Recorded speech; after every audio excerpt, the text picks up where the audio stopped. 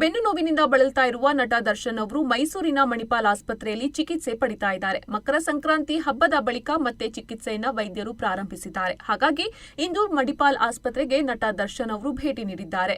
ಬೆನ್ನು ನೋವಿನ ಸಮಸ್ಯೆ ಹೆಚ್ಚಾಗಿರೋದ್ರಿಂದ ಶಸ್ತ್ರಚಿಕಿತ್ಸೆಯ ಅನಿವಾರ್ಯತೆ ಇದೆಯೋ ಇಲ್ವೋ ಎನ್ನುವಂತಹ ಚಿಂತನೆಯನ್ನ ವೈದ್ಯರು ನಡೆಸಿದ್ದಾರೆ. ಸದ್ಯಕ್ಕೆ ಇಂಜೆಕ್ಷನ್ ಕೊಡ್ತಾ ಇದ್ದು ದೇಹದ ಮೇಲ್ಭಾಗದಲ್ಲಿ ಮಾತ್ರ ಸ್ಟ್ರೆಂಥನಿಂಗ್ ವರ್ಕೌಟ್ ಮಾಡುವಂತೆ ವೈದ್ಯರು ಸಲಹೆ ನೀಡಿದ್ದಾರೆ.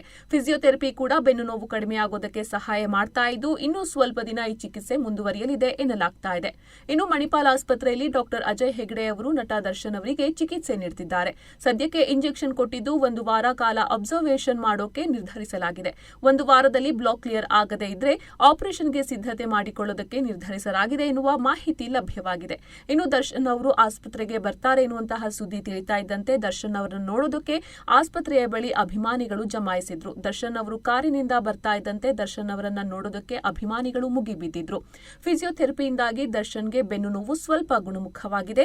20 ದಿನಗಳ ಹಿಂದೆ ಇದ್ದ ಬೆನ್ನು ನೋವಿಗೂ ಇಂದಿಗೂ ಬಹಳ ವ್ಯತ್ಯಾಸವಿರೋದಾಗಿ ತಿಳಿದು ಬಂದಿದೆ. ವೈದ್ಯರು ಫಿಸಿಯೋಥೆರಪಿ ಮುಂದುವರಿಸುವಂತೆ ಸೂಚನೆ ನೀಡಿದ್ದಾರೆ. ಇನ್ನು ಹೆಲ್ತ್ ಚೆಕ್ಅಪ್ ಬಳಿಕ ನಟ ದರ್ಶನ್ ಅವರು ಪಾಂಡವಪುರ ಬಳಿಯ ಆರತಿ ಉಕ್ಕಡಮ್ಮ ದೇವಸ್ಥಾನದಲ್ಲಿ ಪೂಜೆಯನ್ನ ಸಲ್ಲಿಕೆ ಮಾಡಿದ್ದಾರೆ. ಎಲ್ಲವೂ ಒಳ್ಳೆಯದಾಗಲಿ ಅಂತ ಪ್ರಾರ್ಥಿಸಿದ್ದಾರೆ. ದೇವಸ್ಥಾನಕ್ಕೆ ಬಂದಿದ್ದ ದರ್ಶನ್ಗೆ ಎಂದಿನಂತೆ ದರ್ಶನ್ ಸ್ನೇಹಿತ ನಟ ಧನ್ವೀರ್ ಕೂಡ ಸಾಥ್ ನೀಡಿದ್ದಾರೆ. ಹಾಗೆ ಜಾಮೀನು ಪಡೆದುಕೊಂಡ ನಂತರ ಸ್ವಲ್ಪ ರಿಲ್ಯಾಕ್ಸ್ ಆಗಿರುವ ನಟ ದರ್ಶನ್ ಅವರು ಮಂಗಳವಾರ ಬನ್ನೂರು ರಸ್ತೆಯ ತೂಗುದೀಪ ಫಾರ್ಮ್ ಹೌಸ್ನಲ್ಲಿ ಸರಳವಾಗಿ ಸಂಕ್ರಾಂತಿ ಹಬ್ಬವನ್ನ ಕುಟುಂಬ ಸಮೇತರಾಗಿ ಆಚರಿಸಿದ್ದಾರೆ. ಜೊತೆಗೆ ನಟ ದರ್ಶನ್ ಅವರು ಅಭಿಮಾನಿಗಳನ್ನು ಕೂಡ ಭೇಟಿ ಮಾಡಿದ್ದಾರೆ. ಕೋರ್ಟ್ ಅನುಮತಿಯು ಸಿಕ್ಕಿರೋದ್ರಿಂದ ಮೈಸೂರಿನಲ್ಲಿ ವಾಸ್ತವ್ಯ ಹೂಡಿದ್ದಾರೆ. ಹಾಗೂ ಮೈಸೂರಿನಲ್ಲಿರುವ ತಮ್ಮ ಫಾರ್ಮ್ ಹೌಸ್ನಲ್ಲಿ ತಾವು ಸಾಕಿರುವ ಪ್ರಾಣಿಗಳ ಜೊತೆಗೆ ದರ್ಶನ್ ಅವರು ಕಾಲ ಕಳೆದಿದ್ದಾರೆ.